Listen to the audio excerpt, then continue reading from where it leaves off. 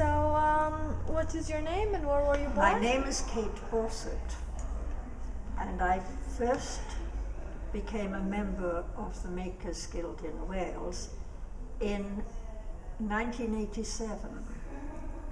I was fortunate enough to be accepted. The standard of my work was good enough for them to accept me. And I have been grateful ever since, because I have been involved not only with a very high standard of work, but with people who are excellent craftspeople and very good friends. It is an extremely close-knit organization. Most of it done, of course, on a voluntary basis. What motivated you to join the Makers Guild? Because I went to one of their fairs, which they used to have before they had their own premises. And I liked the standard of work that I saw. And I thought, this is the kind of group that I would like to be part of. When you started as part of the Makers Guild, what were your tasks? What did you have to do? What Nothing was your very role? much, because we just organized craft fairs, mainly in St. David's, in the concert hall in St. David's here in Cardiff, and we had very successful craft fairs there. And then the old library became vacant, and it was mooted that we should have a permanent presence there. And I was part of that meeting and very much in favor of doing that. Now, it was extremely difficult to do because we had no money at all. Absolutely none. So we all contributed, each person contributed a certain amount of money. And the rents, they were kind. It was owned at that time by Cardiff City Council, and they did not charge us a great deal. They wanted the space used, and we were a fairly good organization to do this. We did employ somebody at that stage, but it was one of our own members. And the rest of us manned it all the time, wholly voluntarily. What kind of activities would you do as wholly voluntary in the we'd library? do everything. We'd dust, we'd clean the gallery, we'd look after everything, we'd display it. All the artwork, we would display it, and we would be salespeople when people came in. I mean, we ran the gallery as this gallery also is run, on very much the same lines. Nothing has altered in that respect. How would you recruit more members to be part of the Makers Guild, especially in the beginning? We would wholly on the excellence of their work. I mean, and the crafts people, already they're applied artists. The craft has a slightly derogatory meaning to it, but the people here are artists, and it's a close-knit community, and they soon knew that the standard that the Makers Guild asked was a high one, and that there was prestige in belonging to it. So we didn't have to recruit people, they came to us. Before you had the space in the old library, how would you go about organizing a craft fair? By booking the space, and we would produce the the tables ourselves. Often in the space, the tables would be there, but we just turned up with our stuff. Would craftsmen have to pay for their stall? Oh yes, yes. Each craftsperson paid for their stall. Yes. Right. Would you say that your volunteering with the Makers Guild impacted the wider community? And if so, how? Any social volunteering impacts the wider community because you're being part of that society. I mean, all right, this was the art section of the society, but any volunteering impacts the wider society. I mean, it goes without saying, really, doesn't it?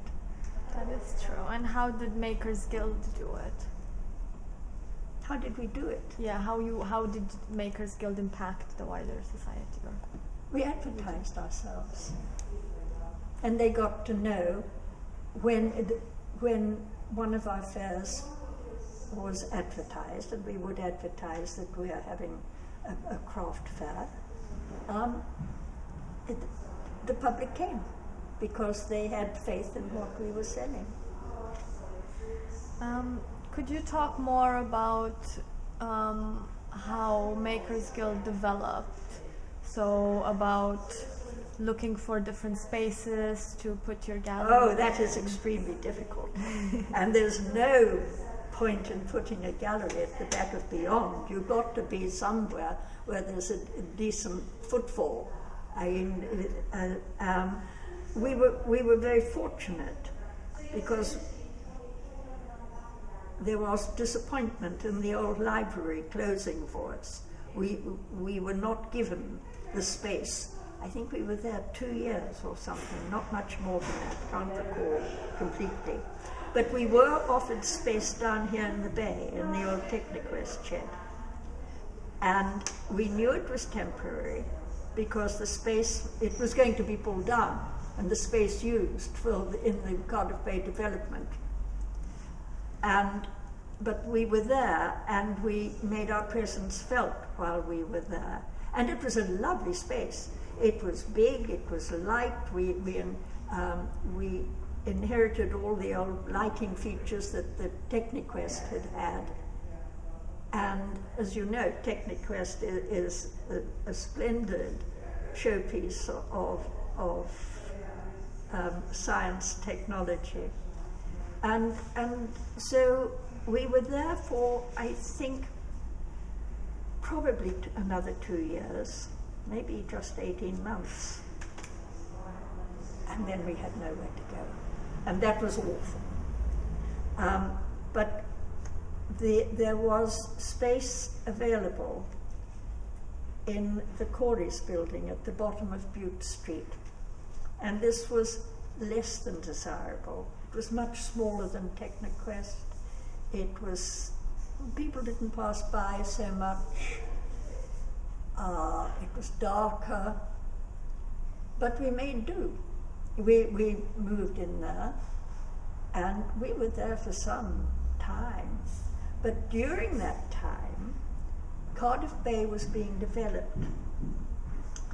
And so we asked the Cardiff Bay Development Corporation for premises to open up here in the bay because we liked the bay and it seemed to be good for us. And it took a lot to convince them that we were professional enough to run a viable business. That was their problem. They refused to listen to us for some long time. we asked local politicians to help us, and they all helped us.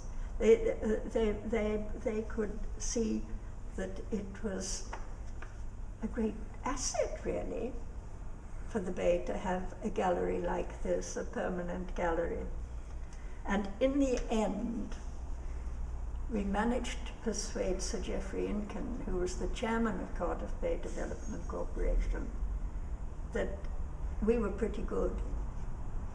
And he conceded that, yes, he would see if we could have some property in the Bay, unspecified. And all the property that we looked to, or looked at, that we thought was suitable to develop, they said no, someone else is coming in. And it also needed much more money than we had. And so they had an excuse to refuse us permission. And then I sort of thought, because at the time I was chairman, and so quite a bit of the negotiation fell to me. We always work as a group, but I would travel down from where I lived in Mid Wales 2 and 3 times a week, and it just dawned on me, because there was this plot of land here, and I talked to them, and they made this commercial aspect very clear, that they did not consider us professional enough to take on such a project.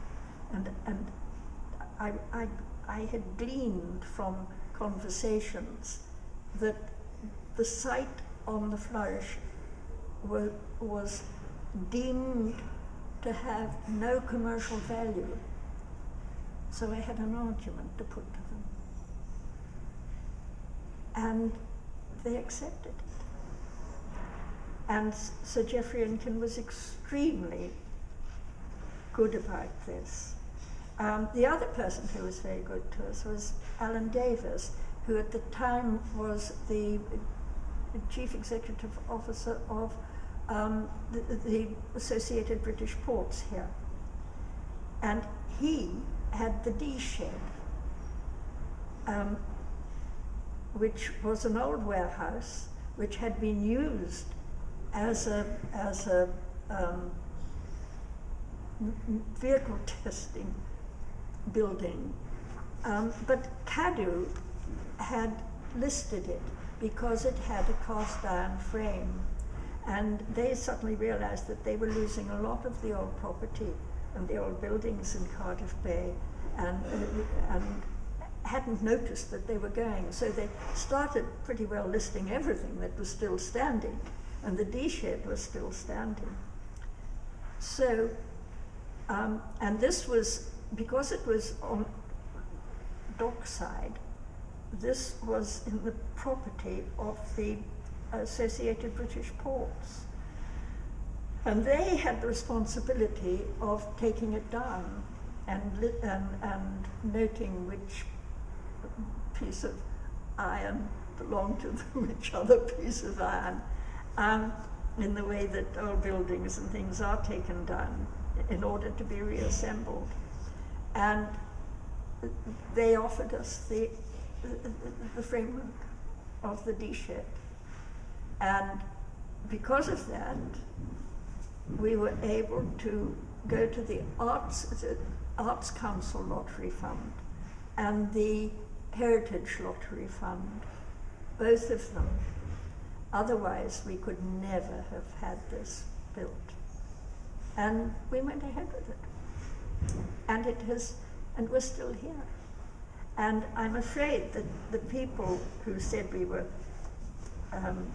not professional, because mainly we were volunteers, you see. None of us was paid for this.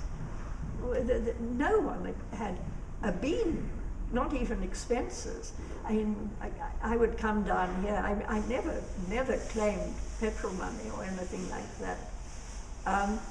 And I suppose the round trip was about 100 miles or so, when I came down.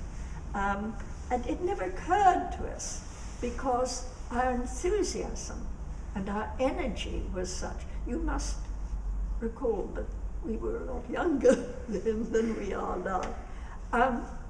Was such that we wanted to make the project work. And I think it has.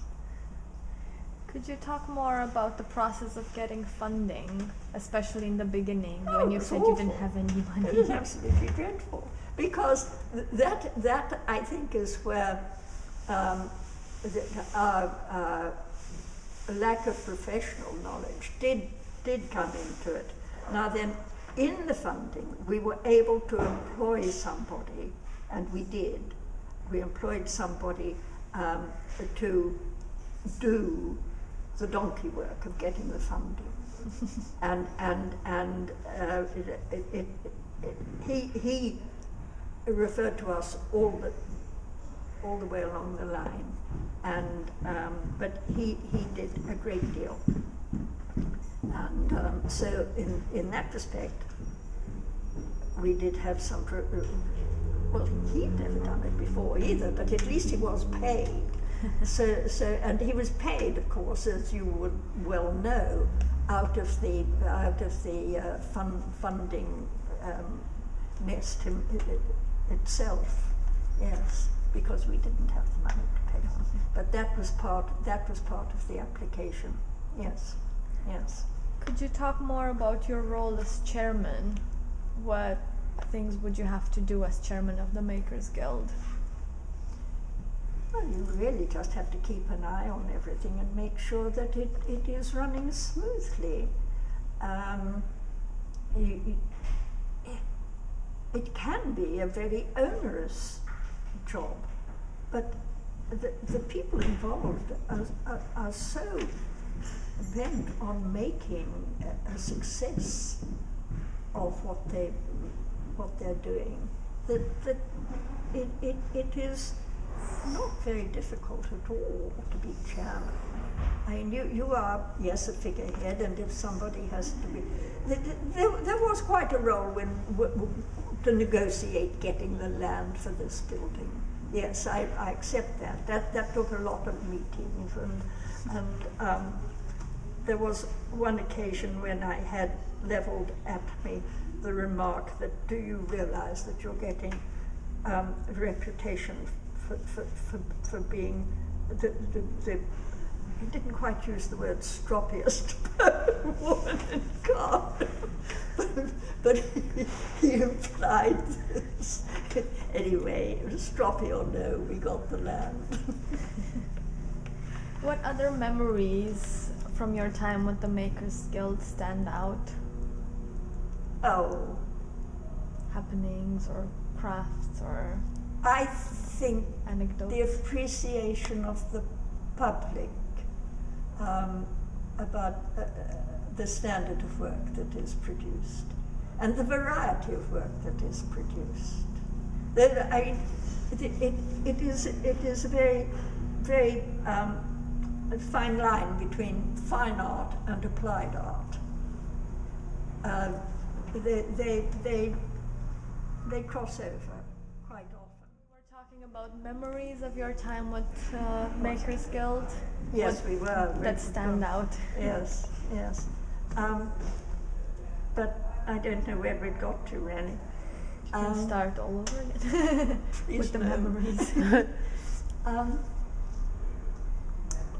What impact did we have, I think, was what you were saying, wasn't it?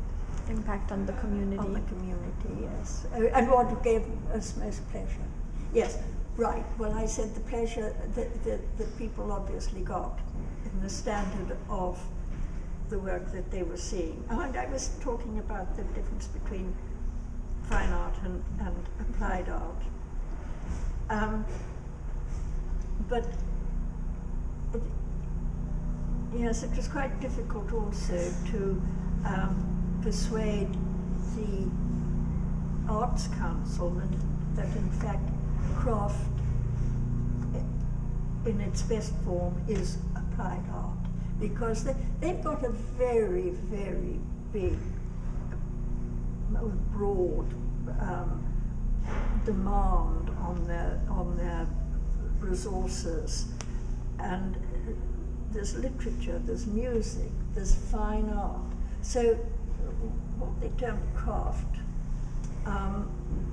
it really comes off pretty low down, and they have been quite good latterly, but it was very difficult to get any funding from them in the first place. And it was because they did give us, once the lottery came into being, they did back us for lottery funding, and the fact that the Heritage Lottery Fund also was involved, the fact that the Heritage Lottery Fund thought that we were worthy because we would be preserving the building in a reasonable way, that gave us strength, really. Yes. Would you say your work as a volunteer impacted the community here in the Bay? It's inevitable that it did, because it wouldn't be here if we didn't volunteer. I mean, this place, yes, we do employ now. We can afford to employ several people,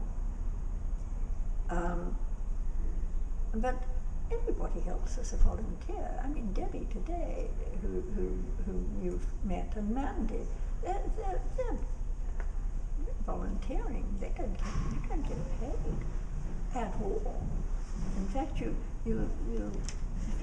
your work is here, you undertake to do some volunteering. It's part of it, and it's very good as well. It's extremely good, because when you are done here, it can be a bit boring from time to time, but when you are done here, you look at other people's work, you meet other makers. It is a very good stimulus, and I am very, very chary when I see somebody's work as I go around Wales, and I never say, oh, you must apply to the Makers Guild, because the selections are tough. I mean, it's a very high standard that is expected of an artist, but I never do it, but that's untrue. I have done it on 2 or 3 occasions when I've seen outstanding work, but I have said, look, there's no guarantee that you'll get in, but it's worth doing. And 1 or 2 of the people have got in it, not at my suggestion that they should apply, because I've got nothing to do with it now, and it would never have had any effect on whether or not they were chosen. But I notice how their work improves after they have become a member, and it is purely and simply because they're rubbing shoulders with other craftspeople, and they get inspiration from the standard of work that they are involved with. Would you say volunteering impacted other areas of your life? Social life, career, family life? Yes, of course, because you're not at home, you're here, you're volunteering, you're giving your time to something other than your life, what you're doing.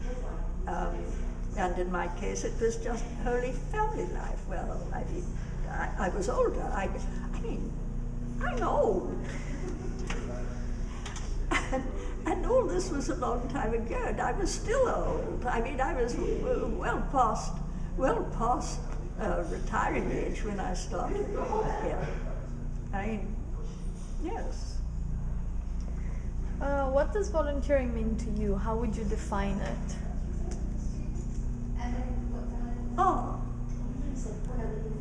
to define it is difficult. I think, quite frankly, my attitude towards volunteering is that I am doing something that I enjoy doing, and at the same time, I'm pleased that it is perhaps benefiting other people as well. Self-indulgence, if you like. But because you get an awful lot from volunteering. Well, as you know, I mean, you otherwise you probably wouldn't volunteer. Did you volunteer with other groups of organizations? Oh, I've always done that, yeah. Any examples that stand out right now? Or? Well, it's sort of just normal things. I mean, Red Cross volunteering, but not in this country, abroad, in times of a certain amount of stress, and did things for other people. Yes, yes, I've lived a strange life. Would you like to talk about your Red Cross volunteering? No, well, that was very minimal. I mean, no, I wouldn't, because I'd be ashamed of how little it was. No. But that was the only thing that I could really think. But I mean, I'd always been part and parcel of and it certainly wasn't in here. It was in Africa and Japan and places. So it just doesn't apply here anymore. It would be wholly irrelevant. Of course. It would just be very interesting, wouldn't it? Yes. How do you think, do you have any advice or words of inspiration for volunteers today? Oh, only that they would get probably more from it than they give. Would you say there are maybe any frustrations or disappointments during your volunteer work? What would be something that would stand out? Always frustrations with anything you do.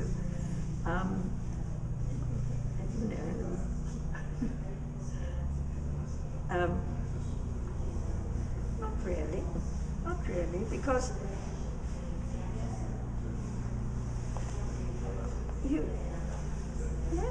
you wouldn't continue with it if you were frustrated too much.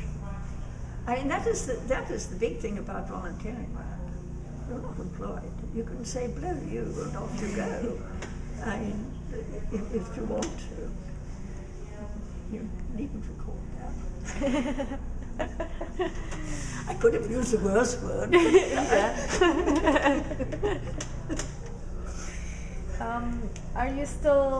Do you still keep in touch with people from Makers Guild? Yes. Yes, walked in today, haven't been here for ages. There they were, you know. Yes, that's nice.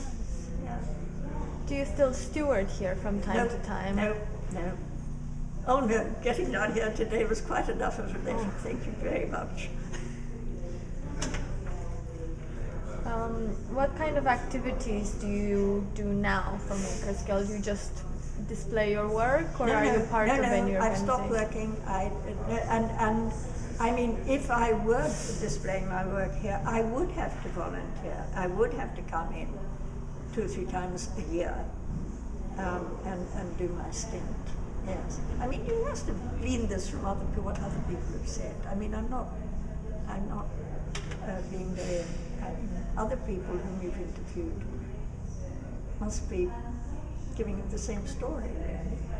Not really. There's always different perspectives of the same story, more or less. Is there anything that we didn't talk about that you'd like to add? Yeah, I think I'd like to add that the local councils, the local government, civic authorities generally don't always appreciate the energy that is available from volunteers. No volunteer works in a lethargic way, and they all feel, no matter what aspect of volunteering, this of course is a particular aspect, but they all have, if you like, a mission, and they work to it, and they give a lot of their thought, not just their time, but they give thought, and this is something that I tried to get across to Cardiff City Council and the Cardiff Bay Development Corporation when we were negotiating this land here. That they should not underestimate the energy that this group of people had. Yes, we weren't professional in that respect, but that, I think, should be recognized more by civic authorities. All right, thank you very much. No?